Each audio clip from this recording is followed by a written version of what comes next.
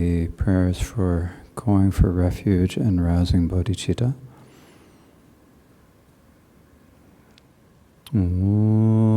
Sangye chedan tsoge chonam la chancho bardo dane chapsum je dage jinson gibe sunam je Dola Pinjir Sanje Drombar Sho Sangye Chedan Tsoge Chonam La Chancho Bardo Dane Chapsum Jin Dagi Jinso Gibe Sunam Jirola Penjir Sanje Drobar Sho Sangye Chedan Tsoge Chonam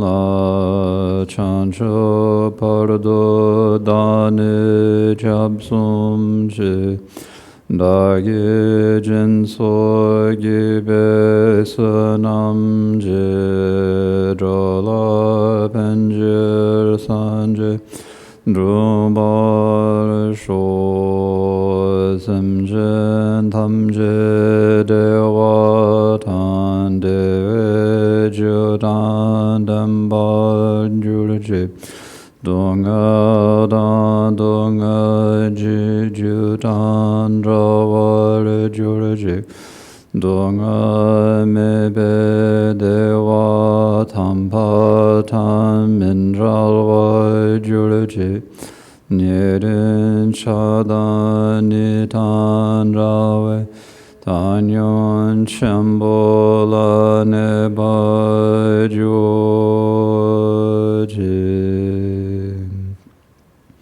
In the Dharma Expanse Palace of Akanishta is the essence of all Buddhas of the three times, who shows me directly my mind is Dharmakaya. I prostrate to the glorious exalted Gurus. Please bless me and all sentient beings, so that our minds become the Dharma. Please bless us so that the Dharma become the path. Please bless us so that the path dispel confusion. Please bless us so that confusion arise as wisdom. And now think to yourself that we must bring all of our mothers, all sentient beings who have been our mothers in past lives. That means all sentient beings, because we've had an infinite number of past lives, and if we've had an infinite number of past lives, then for any particular sentient being, they must have been our mother at least once in those infinite past lives, just the way, that's the logic of infinity. And if they've been our mothers once, and there's been an infinite number of past lives, then they've been our mothers infinite numbers of times. And we don't recognize that normally, so we need to recognize that they've all given us life, they've all supported us, helped us in many different ways, and that kindness has been such great kindness in each of those lifetimes that we must do something to repay them. And the only true way to do that is to bring them to true happiness, which is the state of Buddhahood. And so please think to yourself that you are listening to the Dharma this afternoon for the purpose of achieving Buddhahood in order to bring all other sentient beings to the state of Buddhahood. The Dharma that we are listening to is the verses on the Treasury of Abhidharma by Vasubandhu, as explained by the Ninth Karmapa Wangchuk Dorje in his commentary, Youthful Play. And of the 8 chapters in this, we are discussing the 4th chapter, the 4th area. They're called areas in the Abhidharma. There are different words used for essentially the meaning of, of course, the same as chapter.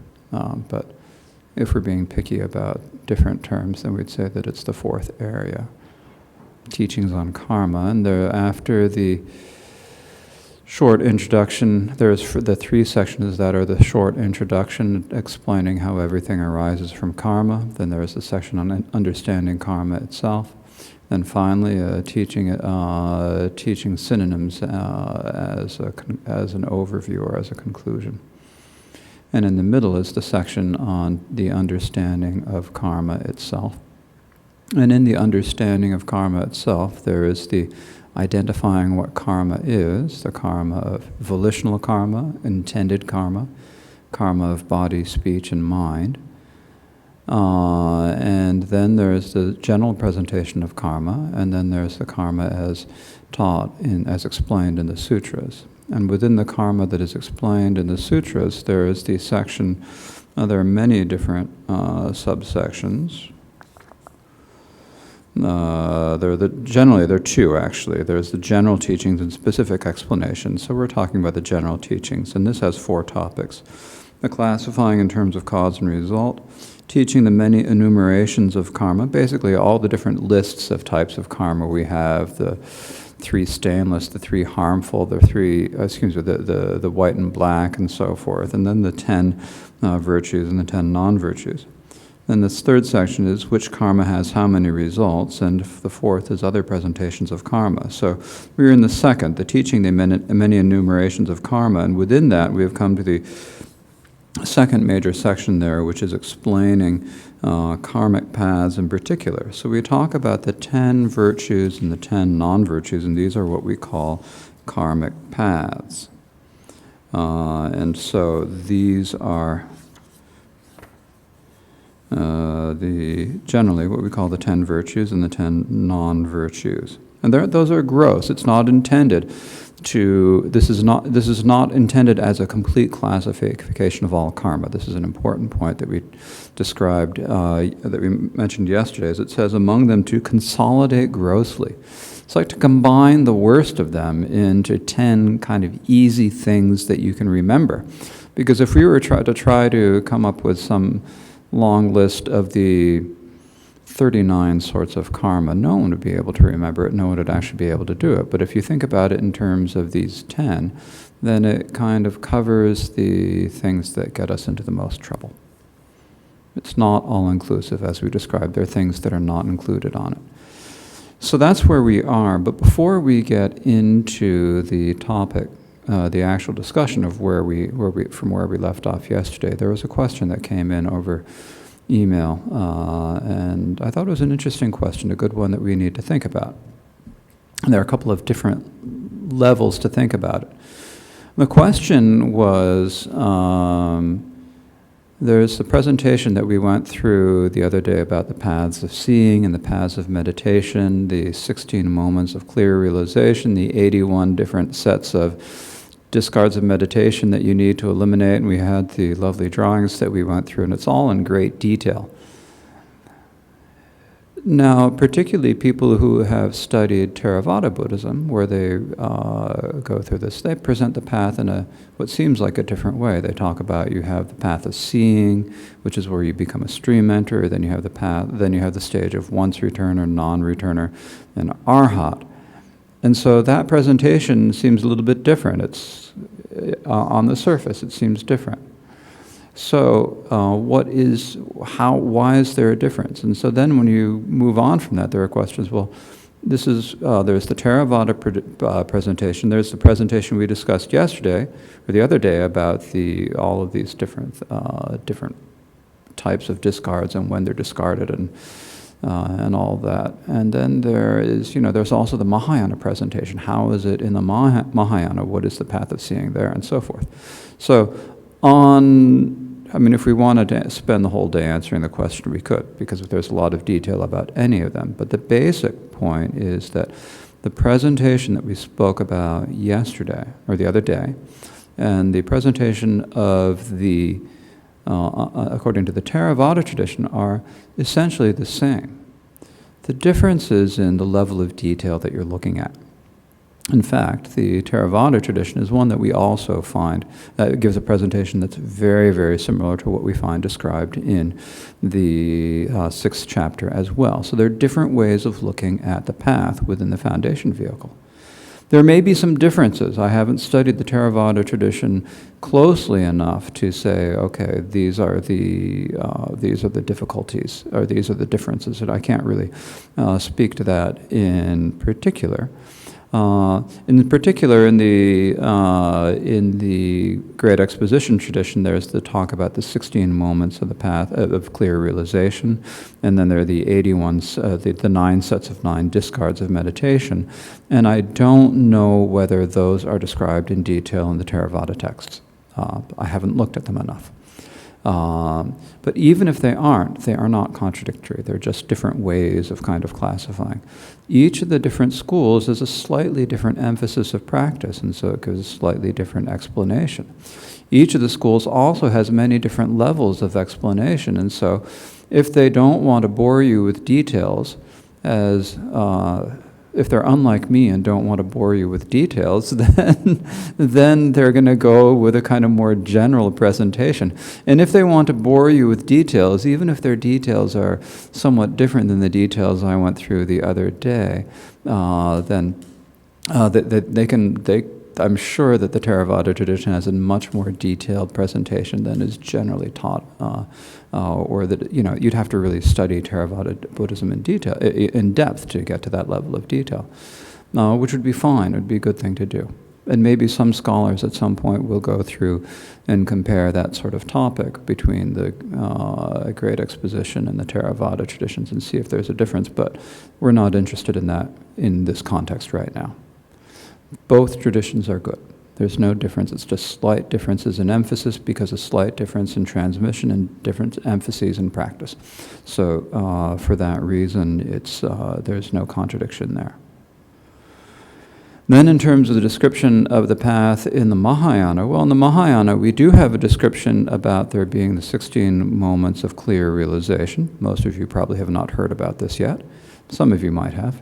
And we also have presentation of abandoning the discards of meditation, but instead of talking about the discards of meditation in terms of 9 sets of discards for each of the different levels, you talk about different levels of the 3 realms. You talk about 9 sets of discards in order to achieve each of the subsequent bodhisattva levels.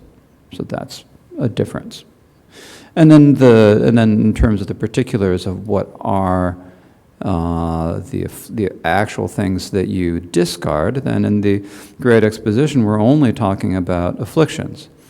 In the great vehicle, that is the Mahayana, you talk about the what we call here the discards of seeing. In meditation, we'd classify all of those as afflictive obscurations. And then, in addition to that, we also have the cognitive obscurations in the Mahayana. Because in the great vehicle, as well as in the Theravada, you're not trying to achieve Buddhahood, you don't need to worry about the cognitive obscurations, because you can achieve the state of arhatship just by dealing with the afflictions. Sort of, according to that. And when we get to the Mahayana, there's a lot. I better just stop while I'm ahead, before I've bored all of you to tears on that, or maybe you've gotten off on a real tangent on that one, because we've got lots of other things we need to talk about today. But the whole point here is that we have different presentations that are all valid. They all have kind of different aims and different levels. They're aimed at different types of individuals. Or instead of saying that they're aimed at different types of individuals, they're aimed at the different stages of development that an individual has to go through.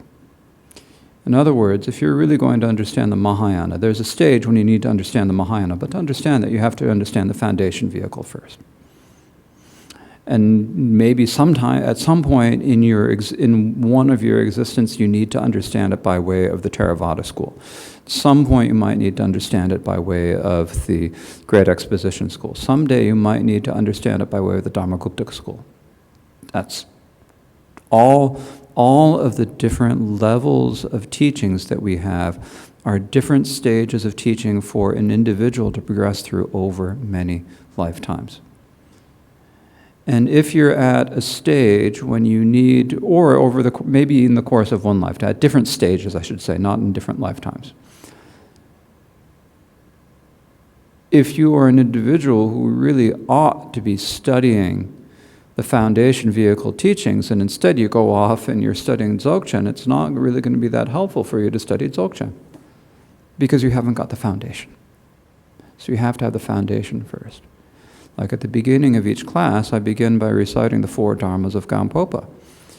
Bless my mind, bless me and all sentient beings that our minds become the Dharma. Everyone says, oh yeah. Bless us that the Dharma become the path. It's like, oh yeah, okay, I kind of get it. Bless us that the path dispel confusion. Then people get interested. Bless us that confusion arises wisdom. Oh man, that's what I want. I want to know, how does confusion arise as wisdom?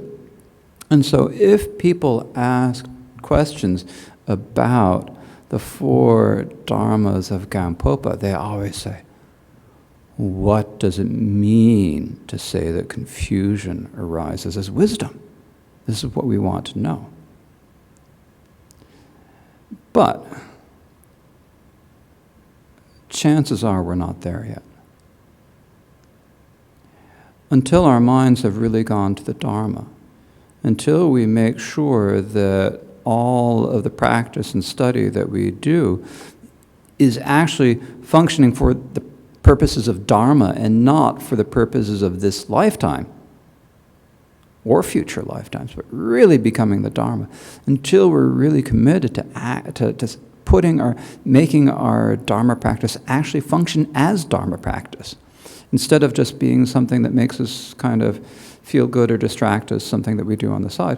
Until that point, there's no way that we're going to be able to even have the Dharma become the path, let alone, have the confusion arise as wisdom. And if we jump to the last one too early, and then it does nothing for us, or it just becomes an idea, it's actually kind of a hindrance. So it's really important.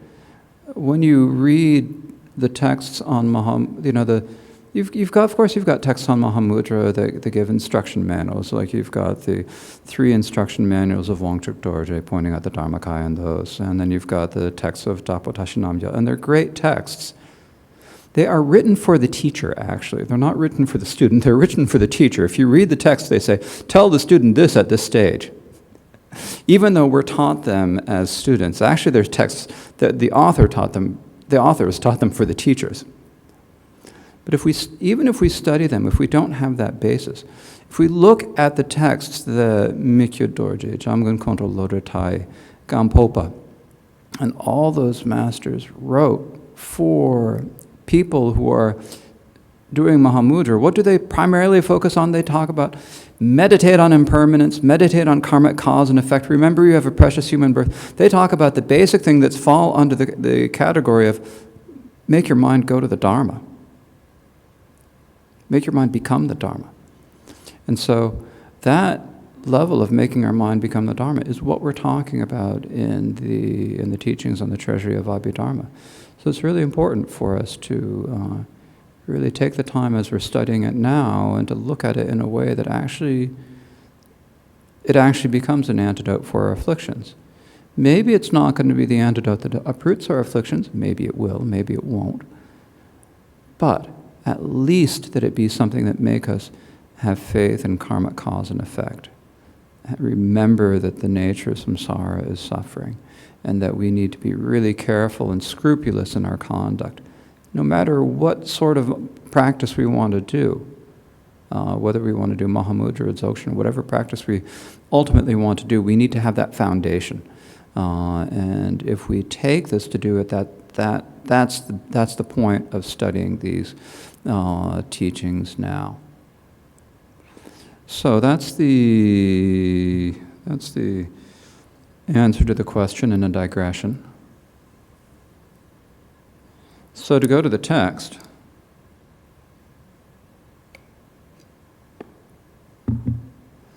the explanation of the 10 karmic paths. What do we have for 10 karmic paths? We have, in terms of non-virtuous karmic paths, we have killing, taking life, taking that which is not given, and sexual misconduct. Those are the 3 of body. We have 4 of speech, lying, harsh speech, divisive speech. Is it divisive or divisive? It could be either. And then we have idle chatter. Right? So those are the 4 of speech. Those 7 are all acts, they're all actions, they're all karma, and they're also karmic paths. And then we have the 3 of mind, covetousness, malice, and wrong view. These 3 are karmic paths, but not karma. And kind of a distinction. Because we're talking about karma as primarily the intended karma of body and speech. So the explanation of these 10 has 4 topics. We are on the top of page 342, just before verse 67ab, if you are looking at the ebook edition. So the 4 topics are the classifications of perceptible and imperceptible, the 3 virtuous and non-virtuous roots, teaching the 3 completing factors, and teaching the individual karmas. So we had a lot of discussion about perceptible and imperceptible karma. So when we're talking about the karmic paths, we need to determine, are they perceptible or are they imperceptible? Or are they both? How are they? So the classifications of perceptible and imperceptible has 2 topics, the actual, and then additionally ascertaining which are the preparation and the aftermath. Actually, which the preparation and the aftermath are. Are they perceptible or imperceptible? That heading needs to be changed. So the actual has 2 points. The first is ascertaining which non-virtue is. Which, that is, whether is non-virtue, is it perceptible or is it imperceptible? Is it always one? Is it always another? Okay. Oh, and here the other point that I need to remind you from the other days when we were talking about the karmic paths. We're talking about the actual basis of karma, the actual act, not the preparations, not the aftermath. The preparation and the aftermath are a little bit different. So right here, we're talking about the actual basis or the karmic path. 6 non-virtues are imperceptible. The one is both. If done, they are as well. Okay, so 6 non-virtues are here. Probably you could say, in English might be better to say can be. The 6 non-virtues can be imperceptible.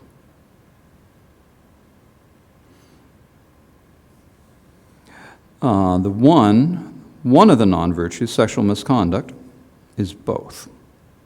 Wait a minute. Yes, is both. And if done, the other 6, they are as well, can also be both. So the 6 are imperceptible. The 6 non-virtues of body and speech, excluding sexual misconduct, are solely imperceptible when they arise from ordering someone to do something. So when you hire a hitman, and the hitman completes the hit, that karma for you, it's not a perceptible of you because you're sitting off someplace smoking a cigar. Right? Or doing whatever you do while the hitman's doing the hit.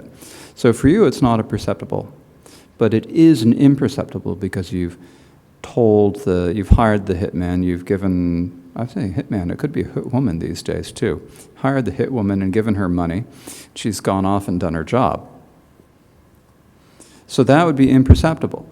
And the same thing with stealing. You can get someone to steal something for you. You know, get your henchmen to do it, or your hench people. And speech, you can get people to lie on your behalf. You can get them to say divisive speech on your behalf, and all that. And they can have idle chatter on your. You can tell, hey, go up there and butter up those people. Just talk to them for a while to distract them. You can say that to people, right? And that ends up being basically, idle chatter. Or you can tell people, go off and those 2 people are getting along too well. Go and just try to say something to get them. And that would be telling someone else to do divisive speech. But sexual misconduct, you have to do yourself, if it's going to be sexual misconduct. So if you tell someone else to engage in sexual misconduct, there would be an imperceptible. But it wouldn't fall under this rubric of sexual misconduct. Because sexual misconduct is, because you're not, essentially you would not be experiencing the pleasure of the sexual act yourself. Someone else would be doing that. If you tell someone else to do it, then it probably is, in many cases it definitely would be a misdeed. But it doesn't count as sexual misconduct.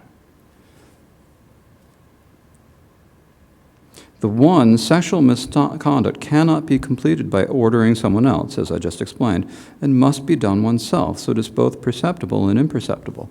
So when you engage in sexual misconduct, it's perceptible because, well, I don't need to go there, and it's imperceptible because it's motivated by strong afflictions. And so you've got that whole, there's the kind of mid-vow, the imperceptible of completing that action as well.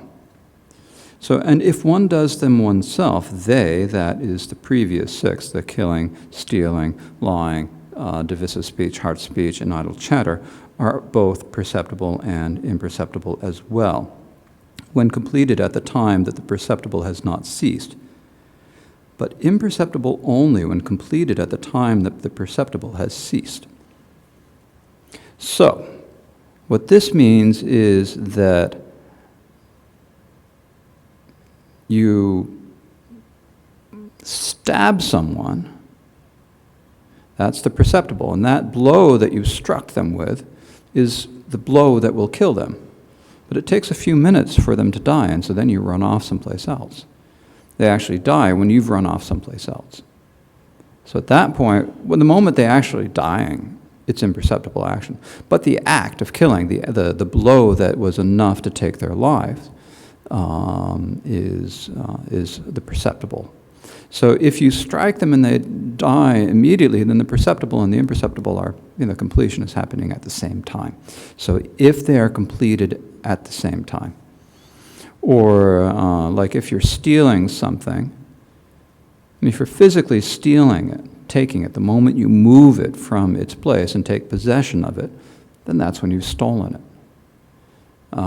If there's some way that you can steal something without getting someone else to do it, I don't know, I wouldn't think about it, but I'm not going to think about it because one can go down to rabbit holes of thinking about hypothetical situations when doing this sort of discussion. But basically the point is that when you're doing something, sometimes it takes a while for the effect to happen, and we can particularly see this with killing. Okay, so that's discussing what virtue is. Is virtue perceptible or non-virtue? What non-virtue is? Is it perceptible or imperceptible in the occasions of both? Then ascertaining which virtue is, so whether virtue is perceptible or imperceptible. The 7 virtues are both. So the 7 virtues, that is, giving up taking life, giving up taking that which is not given, and so forth, up through giving up idle chatter, are both perceptible and imperceptible. What samadhi produces is an imperceptible. So with samadhi, what samadhi produces are the undefiled vows and the dhyana vows. So the 2 types of vows that arise from samadhi, dhyana and undefiled, is imperceptible because they arise from the mind. The first one, the 7 virtues, come from taking pratimoksha vows, so giving them up. And so that means that you have to swear to them in front of someone else. The 7 virtuous material karmic paths are both perceptible and imperceptible because correct discipline is without a doubt dependent upon the perceptible. This means that you have the correct discipline when you take the lay precept against taking life, and then at the point when you are taking the vow and the master snaps their fingers, at that point it's perceptible, right? You have the vow and it's perceptible. So that is perceptible. It is also imperceptible at that moment, right? Similarly with the vows of giving up taking that which is not given, sexual misconduct, lying, and alcohol and intoxicants wouldn't actually come under one of these, so it's a different one. So that's the 4 that would be covered by the lay precepts, or if you have the bhikshu or bhikshuni vows, then you'd cover all 7. The dhyana and undefiled vows which samadhi produces are only imperceptible because they are dependent on just the mind. So the undefiled vows, when do they come? When you see the truth, when you give up, when you develop the wisdom of the path of meditation and so forth, when you have those moments of developing that wisdom, that's out of mind. It doesn't come out of a physical action, it comes out of your mind. So they're solely imperceptible. There is no perceptible form there. Previously, it said in the Tika, the Tika means Mikya Dorje's commentary. It is said in the Tika that undefiled vows have both perceptible and imperceptible aspects, but I cannot find the source and wonder whether it might be a typographical error. So there's a statement in the Tika, in the Mikya Dorje's commentary, that there's perceptible and imperceptible aspects, but Wangchuk Dorje doesn't know about it. So there are a lot of interesting explanations in Mikya Dorje's commentaries in general, and some of which are rather surprising. But this is one where Wangchuk Dorje just doesn't know where he got it. So he thinks it might be a copying error. Now here, some say that the verse, the percept and impercept of the first, presents four possibilities of individual liberation, the vows of individual liberation. So the first moment of taking the vow correctly is individual liberation, but not a vow. So this is referring back to verse 16, stanza 16. 16b, it's on page 307. It says, the percept and impercept of the first are individual liberation in the path of action. So what that stanza says is that the very first moment of taking the vow is a perceptible form.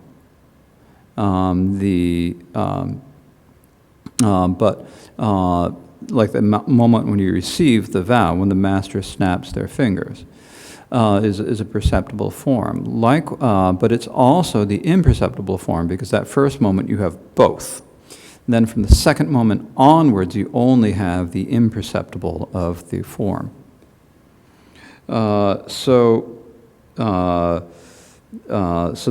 this opponent here is saying that the first moment is perceptible but not imperceptible, and the second moment onward are perceptible, is what the opponent is saying.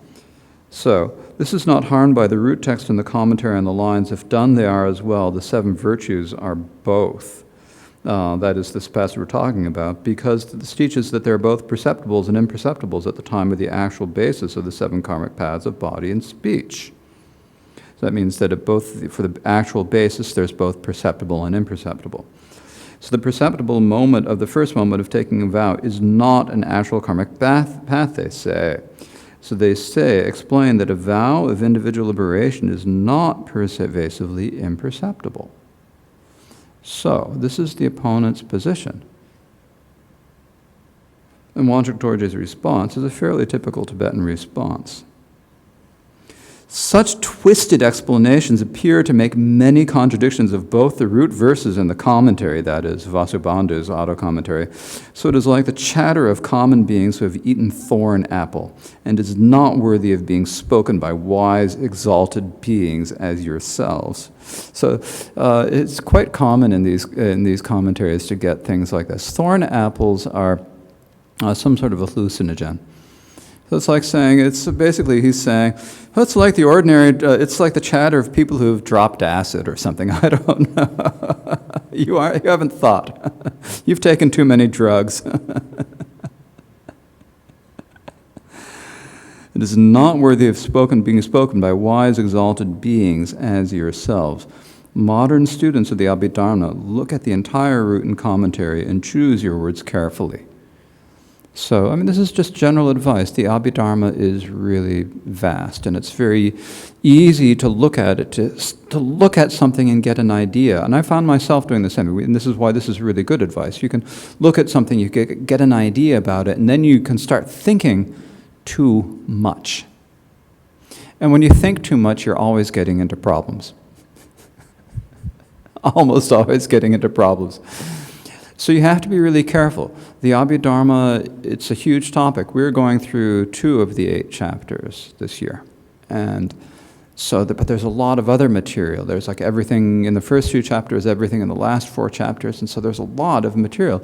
You have to kind of go through and get an idea of the whole thing before you start trying to develop your theories. And we have to get more, then you have to be careful when you talk about the points here. It's easy to take the explanations in the Abhidharma, and you could probably take them and rationalize just about anything if you really wanted to. So you have to be careful. It's important for us when we are studying the Dharma and thinking about the Dharma not to be making things up. It's important to really look and see, have we got a source? Have we really understood what's presented? Now, if we go through and we think about it and we find what we believe is a real issue, then we should consider it. It's not that there aren't issues to think about. There's a lot to think about in here, but you have to be very careful that you're not making it up. So when it's very clear in this explanation of the other verse that the first moment is both perceptible and imperceptible, to say that it's not imperceptible, that's what the point that he's saying, making here. Okay. So now we have ascertaining which are the preparation and aftermath. So whether the preparation and aftermath are perceptible or imperceptible, or are they both? Are they neither? What are the preparation and the aftermath? So the preparations are perceptible. They might be imperceptible or not. So either they're imperceptible or they're not. This is, the aftermath is the opposite of that. So the preparations are perceptible. So when you're engaging in the preparations for an action, for the 7 virtuous and non-virtuous karmic paths, they're with a doubt they have a perceptible nature. So the preparations must be perceptible. If they're undertaken out of intense entanglers or sincerity. So entanglers here, this is one of the terms that I have to think about, but essentially it means a really strong emotion that gets you into trouble. The English word probably should be emotions, except emotions can be positive or negative, and here we're only talking about negative. So entanglers, you think about as strong negative emotions. Or sincerity, which is positive. So if you're doing something virtuous, then and you're motivated out of strong sincerity. For example, you are going to take the lay precepts or monastic vows or whatever, one of the 7 virtuous karmic paths, then that sincerity, that faith, is going to mean that you also have an imperceptible. So they might be imperceptible, or if a weak mind would not.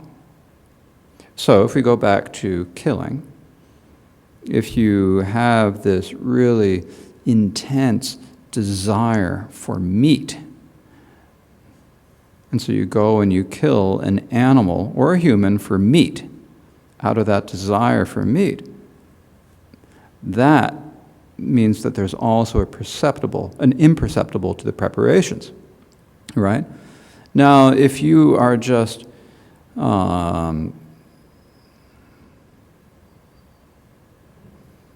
you're a butcher, you kill chickens every day, and it's your job, and so you don't even think about it. But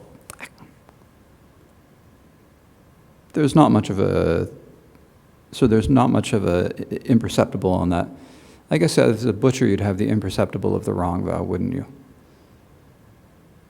Basically, if you don't really think about it a whole lot, if you're not motivated by a very strong emotion on the negative action, then there wouldn't be a perceptible. Or an imperceptible, excuse me. The aftermath of the karmic path is the opposite of that, the preparations. In other words, the preparations are definitely perceptible and possibly imperceptible. The aftermath is the opposite. It is definitely imperceptible, but it might be perceptible or not. Either way on the perceptible for that. So until it is canceled, there is definitely an imperceptible. For example, when you take the lay precepts, from the moment you've got that imperceptible, until such a time as that perceptible is canceled, according to one of the 5 causes that we spoke about a couple of weeks ago. What are the 5 causes? What are the 5 causes of it? You guys at home have to think about it. I'm quizzing the studio audience at this moment. So what are the 5 causes for giving up the pratimoksha vows? You die. Okay, that's one. That's a big one. Excuse me? Breaking a vow. That one's kind of interesting. Yeah, possibly. And then the two organs arising simultaneously, giving it back, and then passing the night, if it's the fasting vows, right? So those are the 5. So until such time as the vow is canceled. Likewise with killing and so forth, the imperceptible until it's canceled, which might be when you die and so forth. If one performs an action that is in accord with the actual basis, there is also perceptible, but if not, there is none. So, for example, after you have killed that animal or human that you want to eat, then you skin it, butcher the carcass, and then you cook it, and then you eat it. So that's all the perceptible aftermath, right? But if you just kill them for the heck of killing and just leave them there and walk off, there's no perceptible aftermath. So, well then, what is the distinction between preparation, actual basis of the karmic path, and aftermath? So we've got these 3 parts. We've got preparation, actual basis, and aftermath. So what are these 3? And this is a very interesting topic. When someone wishes to kill a living creature, the actions from getting up off the seat, approaching that being, taking a weapon, striking that creature once or twice until the blow that actually takes life, and still actually taking the life, so until the blow that actually takes that life, all of that is preparations. Perceptible and imperceptible moment of striking the creature, that last blow that actually takes its life, is the actual karmic path. So here it's the blow that actually kills the animal. So if you strike the animal 5 times, the one that you struck them the 3rd time gave them a mortal wound, then the 4th and 5th would be aftermath. Oh, this is disgusting. Or what is it? It's not.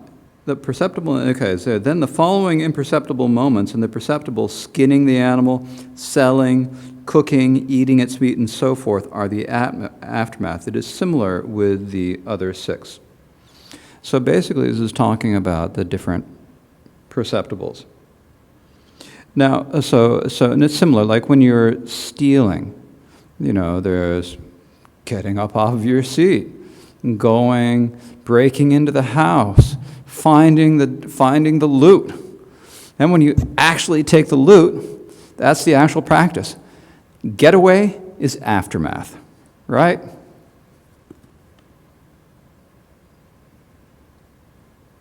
Similar with sexual misconduct and lying and such. Covetous, malice, and wrong view do not depend upon the actual basis or the aftermath, but become a karmic path by merely manifesting. So with the last 3, there's not really, because they're mental, there's not really a preparation or an aftermath. When you have the thought of greed, and that leads immediately to the thought of covetousness, or hatred leading to a thought of malice, or ignorance delusion leading to a wrong view, then that's just immediately, it's the karmic action by having those thoughts. So they're karmic paths merely by manifesting. In other words, when you have a covetous thought, then it's covetousness. That's just all it has to be. You don't have to get up off your seat and grab the weapon to have a covetous thought. You can still sit on your seat and complete the actual karmic path. So those are those. Now, another interesting question is, is it possible for the preparations for these to kind of include each other in their preparations and aftermath? Like if you're doing one karmic path, your main action is like killing. Can you go through all of the other karmic paths in order to get to your main action of killing? And the answer is yes. For example, if you want to kill your worst enemy,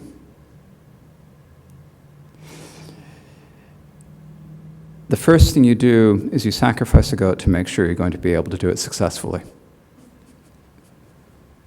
Or you get some poisonous animal and you kill it to extract its poison and make the poison that you're going to use to kill. Then you need funding to fund your operation, so you steal. And then you want to get people on your side to help you out. So you seduce your enemy's husband or wife, depending on what you prefer. Sweet talk them. Get them, you seduce them, they're on your side now. And then you need to make sure that all the other friends are out of the way, so you tell lots of lies and harsh speech and divisive speech and idle chatter and so forth to get everyone else on your side. And then you, at the same time, you really want all of your enemy's wealth, so your covetousness, and you have malice towards the enemy yourself, and you have the wrong view of thinking that you will have no ripening in hell. That's all 10. And then you actually go through and you kill your enemy. So that's finally, you've got that all 10 karmic paths involved as the preparations for the one act of killing, right? Or to see how the aftermaths can also include all of the 10 karmic actions. You tell a lie, a bad lie, and you're afraid people are going to catch you. So you realize you have to steal the hard disk of the person that has the proof that you've lied. And in order to do that, you have to get in to do it, so you sweet talk everyone, idle chatter, you lie, you steal, you go through, you steal the hard drive. In order to get in there, you have to get the security guard out of the way, so you seduce them and then kill them in the act. And then you go and then you steal the hard drive and you think you're free. So that all of that is the aftermath to your first lie, in order to keep yourself from being found out, right? So it's like, and in some levels, talking about it like this, it is a kind of hypothetical or kind of amusing sort of thing. But if you look at, we've all done bad things because we're human. We're ordinary beings. We've all done bad things. And you can think about the times that we have told lies and done things to cover it up, or we've schemed and done various things in order to get what we want. So we can see how this actually works in our own lives. So we use these kind of examples as a way to do it. But you have to actually think about yourself. You can't just leave it as like these fun stories we tell in the Abhidharma class. That's the only way to do it in kind of a general terms, but you have to think about it, about for your own self. Otherwise, it's not really going to make you take it to heart. So then we have next is the discussion of the three virtuous and the non-virtuous roots, because these are the roots of our actions. We're acting out of greed, hatred, and delusion if we're doing something wrong. We're acting out of non-greed, non-hatred, and non-delusion if we're doing something right? So they're like the root, they're the basis. So this is two topics, the non-virtuous and the virtuous. It says 2 points. The preparations come from the three roots. Bhikshus, taking life is threefold, that produced by greed, that produced by hatred, and delusion. The others up to wrong view are taught similarly. In other words, we can do any of the 10 out of any of the three delusions, any of the three poisons.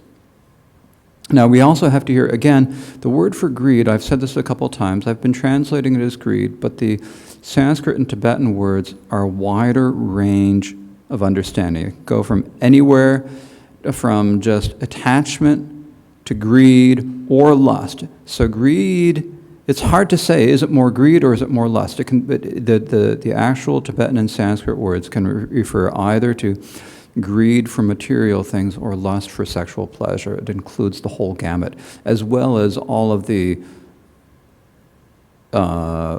subtler states that we wouldn't necessarily in English call greed or even attachment. Okay, so the other is up to the wrong view are taught separately. The meaning of this is that the motivation of the preparations for the 7 karmic paths of body and speech come or arise from the 3 non-virtuous roots. So here we've got some examples of it. Taking life produced by desire is killing out of craving for meat and so forth. So craving for meat is one thing. You might want for everyone to think of you as being really brave and audacious to gain renown. That's craving fame or renown or reputation. You might do it because you want to protect your family and so forth. You want to protect someone. So that's also a type of attachment. So you're killing out of attachment in order to protect the people around you. This is what we'd probably consider self-defense in modern language. You've got your attachment to yourself and your family, so you kill someone else so that they don't harm you, right? But it's still killing. And because it's killing, it has that aspect of hatred towards it. And we're talking about here about the causal. When you talk about the roots, we're talking about more the causal motivation than the contemporaneous motivation. But you've got this cause. I want to protect myself, so I'm going to kill the other person. But that's still killing. And if we really realized the nature of karmic cause and effect, we'd realize it's better to be killed once than to kill another because of the results that killing once are going to bring. And you really think about it. So that's like protecting ourselves. So there are all sorts of other different reasons out of attachment that we can kill. So it's not just thinking, I want meat. It's anything that comes out of attachment. I want to be big. I want to be important. I want people to respect me. I want to protect my friends and family. That's all coming out of attachment or greed. It's all kind of in that gamut that's covered there. That produced by hatred is like killing for revenge, or any time you have the wish to hurt or to harm. It might just be or spite or something. There's hatred involved with it. So it's not necessarily for revenge, but that's a wide variety. That produced by delusion is animal sacrifice, or the Persians killing their elderly parents, or those who are extremely ill, and so on. So delusion would then when you, if you think that killing it, in many religions, you sacrifice animals as a way to please gods and therefore get yourself a good result. So you perform that out of that. That's coming out of delusion. Now, they might eat the meat afterwards or they might not in that religion, but the main motivation is it's this particular festival, we've got to sacrifice something to the gods. That's delusion. And then we have the Persians again. Persians killing their elderly parents or those who are extremely ill. So basically we're talking about euthanasia. And this is not just humans, but it's also animals, and it's very common. And this is a difficult one, and we are often asked about this in Dharma teachings. People often ask about euthanizing pets. And so here the main wrong view comes in thinking that the suffering that the person, because it's motivated generally by compassion, the idea is thinking that the suffering that that person is experiencing, or that you're expecting that person, that being to experience, is going to be so intolerable that you can't bear it, that they will have peace after they have died. And the wrong view here is that unless you are omniscient, you cannot know whether they will have peace after they die or not. We just don't know what's going to happen. If you think that they're not going to be reborn, then that is what and therefore it's just going to be the end. Then that's a wrong view, according to Buddhism. And so we just don't know what's going to come next. So we might be killing someone out of what we think is a compassionate motive, only for it to be just not knowing what the result is going to be. But it's a very difficult situation, and when we talk about euthanizing pets, it's not so difficult, but there are situations where it's really hard. I had someone who explained to me how she had an anencephalic baby. And there was no chance of the baby surviving long term. What to do? Well, actually, she mentioned to me after the fact what to do. Great compassion and love, a very loving person. If that baby had been born, it would have been put on life support and kind of kept alive. This was in the United States for some period of time, and probably experienced a lot of suffering, and the parents would have experienced a lot of suffering. And it would have been a horrible situation all around. And so it's a very difficult one. So it's easy kind of in abstract to talk about this as being, oh yes, it would be wrong. But when we actually put ourselves in the shoes of the people who have to make the decision, it's very difficult. And I don't have any good answer. I didn't have a good answer for my friend when she told me about it, and I still don't have a good answer. It's one of these things where we have to really think about it, and I think it's the best thing is to kind of meditate on compassion for everyone involved at this point. At any rate, so that's coming out of that's the kind of the motivation of delusion, thinking that the suffering now is going to be greater than the suffering later. Another example that's given in the auto commentary is the thought that we should kill snakes and vermin and poisonous insects and so forth because they are bad for humans.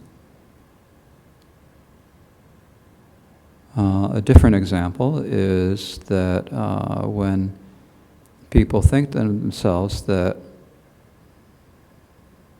animals are there for people to eat, and therefore they use them. So that's thinking about it with killing. Or another one is if you are a judge or a governor or a president or someone in a country that has the death penalty, and you think that it's your duty to sentence people to death. Or you're the prison warden or whoever or the guards who think that they need to do it because this is what you should do. That's a wrong view. When we think about taking that which is not given, I mean, doing it out of greed, that's easy to see. You want the thing that you're stealing. That's fairly simple. Or you might do it in order to have a good reputation, be known as being for something. Everyone know you as you're really someone because you were able to steal these things. And you might do it in order to get back at someone, to harm someone by stealing them. Rather than killing your enemy, you're going to steal their things to make their life hard. And you can do it out of wrong views. The idea that it's your right to do it. Maybe the auto commentary talks about stealing when you or seizing people's possessions as part of the law, as part of the administration of law. A king who seizes a criminal's possessions is the way it's described there. It's their right because they're the king. It's still taking someone else's things without them being given.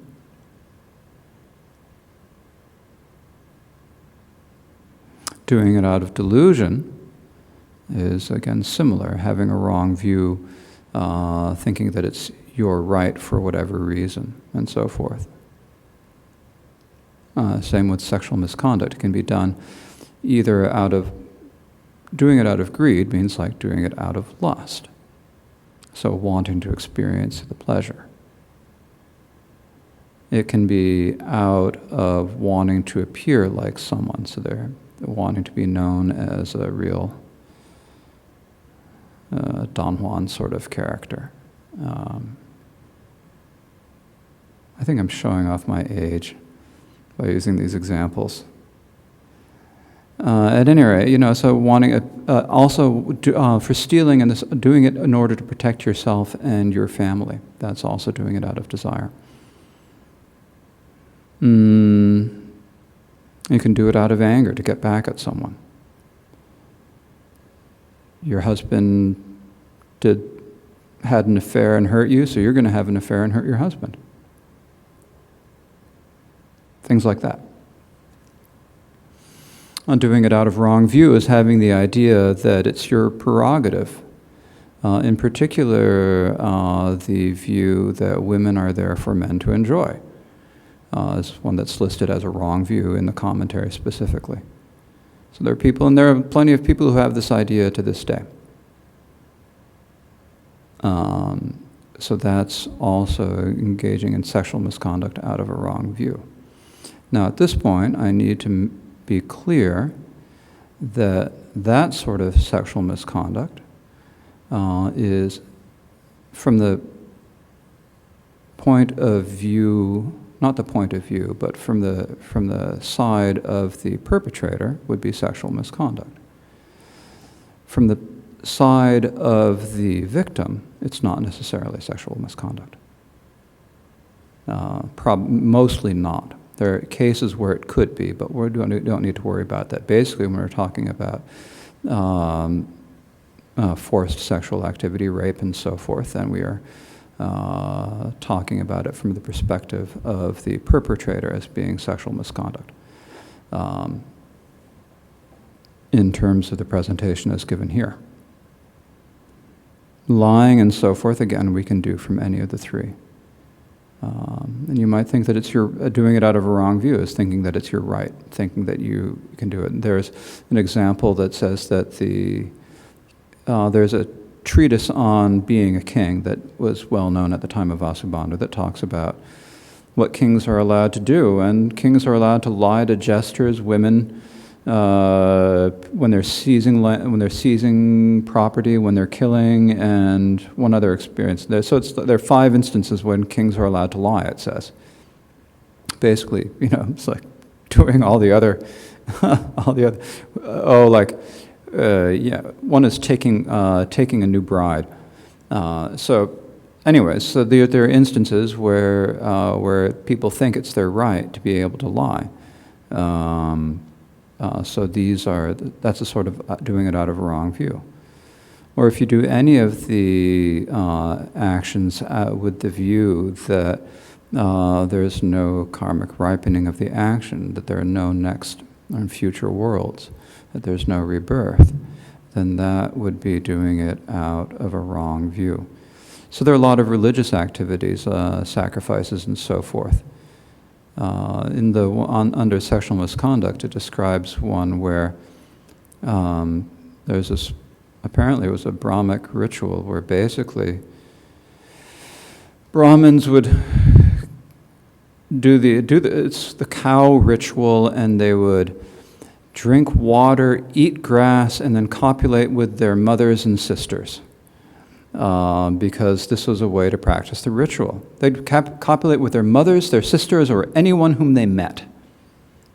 And so it's like, this is sexual misconduct. Incest is sexual misconduct. So, at any rate, so that's how it is with the virtues coming from the 3 roots. But I think the non-virtue is coming from the three roots. But again, the point is to look in your mind and think about the times when you've done stupid or wrong things. Think about the times you've committed murder. I don't expect there are too many murderers among all of you who are listening, but I can't say that for certain. But remember, what was your motivation for committing murder if you did? Or if you have stolen things. You may have shoplifted things as a teenager. You might have done whatever. Or when you have engaged in lying. Who among us haven't lied? What was your motivation? And look at that. And so then, just look at yourself and you can see, what did it come from?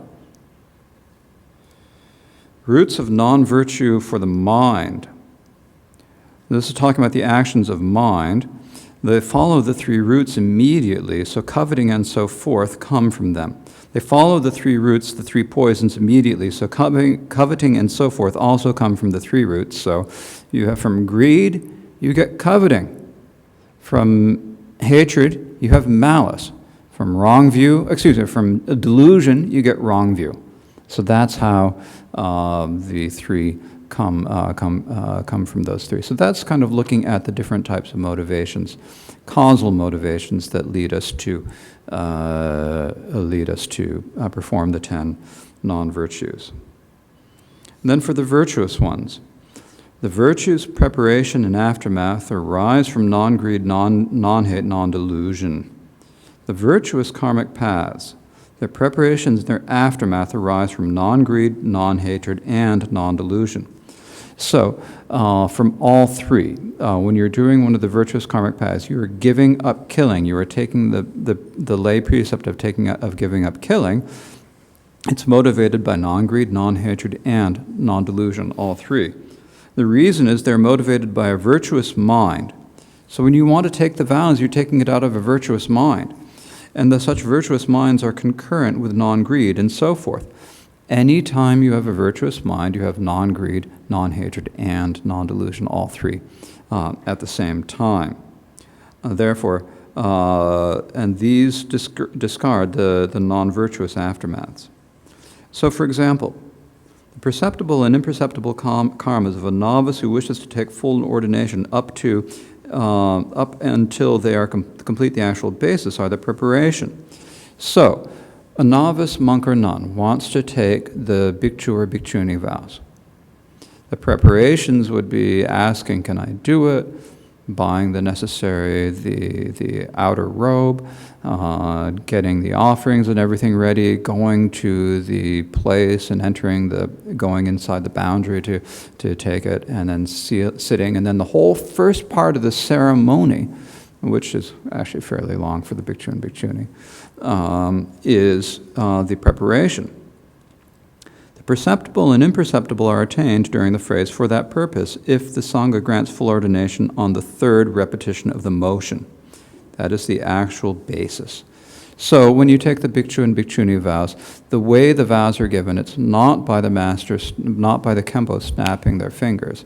It is instead by the Sangha agreeing to a particular motion, basically. It's like everyone voting, except we do it all by consensus. So there's the motion that is read 3 times, and on the third repetition, at the end of the third repetition, then you achieve the vow. So that's for the bhikshu vows. Then everything after that, and those from then on are the aftermath. So like when you're, from that point on, when you're told what you should do and what you shouldn't do and so forth and all that's all the aftermath of it. So in terms of the lay precepts, that would be when you decide you want to take the lay precepts, all the way up you come in, you prostrate, you sit, you kneel, and you start reciting the text, and you recite it 1, 2, the third time, and then at the very end of the up to the very end of the third time, all of that is preparation. And then at the third time, when you say, Master, accept me as a pursuer of virtue, and the Master snaps their fingers, that's the actual basis. The actual moment when you've taken the vow, that's the actual basis. And then everything from that point on, when you are then, told, okay, these are, essentially you're explained, these are the precepts and all that, and then you dedicate the virtue and so forth, that's all the aftermath. Okay, and so those all come out, the preparations, the actual basis, and so forth, all comes out of the virtuous motivations of non-greed, non-hatred, and non-delusion. So that is, excuse me, enough for today's teaching. We will continue tomorrow, but please let us now dedicate the virtue of teaching and listening to the Dharma today as representative of all the virtue that we or any sentient being has ever accumulated or will ever accumulate or is accumulating now. And let's dedicate it all so that all sentient beings may swiftly achieve Buddhahood, and that until that time they may be free of all sufferings of illness, in this time of pandemic especially, strife in conduct in this time of strife in many countries in the world, and famine, where there are many people who are hungry, that beings may be freed of all of these sufferings and have perfect happiness until such time as they achieve Buddhahood. O Sanam De Tam Je Se Bani Tobne Nye Pedranam Pam Chene Kegana Chibarla Trobai Sibet Solero Wadro Arsho. By this merit may we attain omniscience, defeat the enemy, wrongdoing, and free all wanderers from the ocean of existence, churned by great waves of birth, age, sickness, and death. Thank you.